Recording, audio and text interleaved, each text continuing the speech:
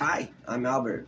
This is Vlogs About Nothing. And so, right now, I want to talk to you about 90s sitcoms and their importance in not only, I'd say, our culture, at least our modern contemporary media sort of culture, but how sometimes it helps be a reference to things that once went down and, people my age and especially younger are curious as to know how things started to go down. And so just follow me here for a few minutes. My favorite 90s sitcoms are as follows. And boy, do I have a bunch of them. I love sitcoms. I love movies.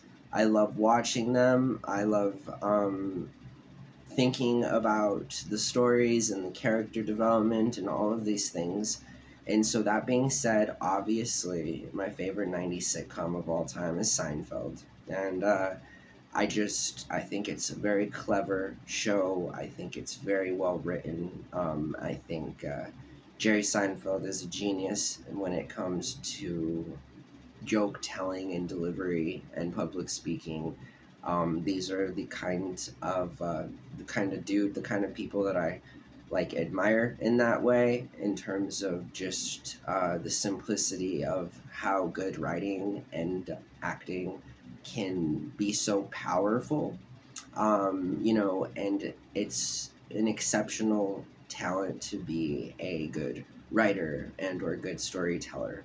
The 90s sitcoms are a big part of my life, actually, in terms of what grounds me and how I stay in sort of a frame of mind that always allows me to be like flexible and to learn, and then obviously to compare the big differences between how life was depicted 30 years ago and how life is now.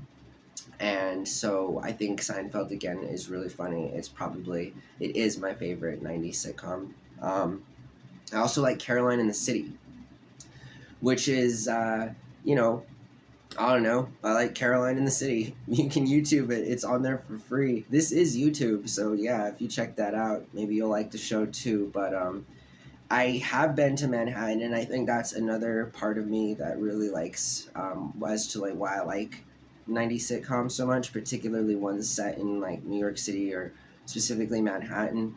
I've had the privilege of visiting Manhattan, and it is just still probably the coolest place I've ever been. I love all of New York City. I traveled to all five boroughs, but there was something obviously magical and very special about Manhattan. It's the financial district of the world, arguably, and there's a lot of culture. There's a lot of people. There's a lot of things to do. Um, it's just a wonderful place to be. I could go on and on about it, but West 57th Street and Ninth Avenue, that's where it goes down. That's where I stay, and it's a lovely, lovely part of Manhattan. And so, yeah, I think my, like for these sitcoms again mean more to me than just kind of the shows themselves too. And so, off the top of my head, another 90s sitcom that I really enjoyed, more so as a kid, but as I watch it now, I'm like, oh, well, those shows touched on some pretty deep social issues.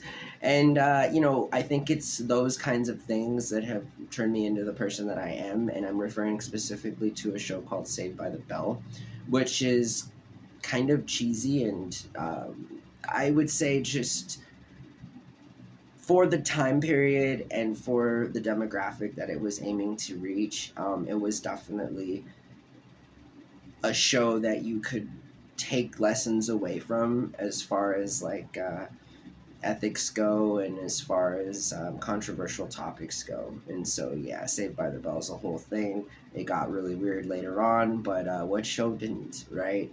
And then also there's the cheesy sort of dramas that were around then in the 90s that I enjoy watching.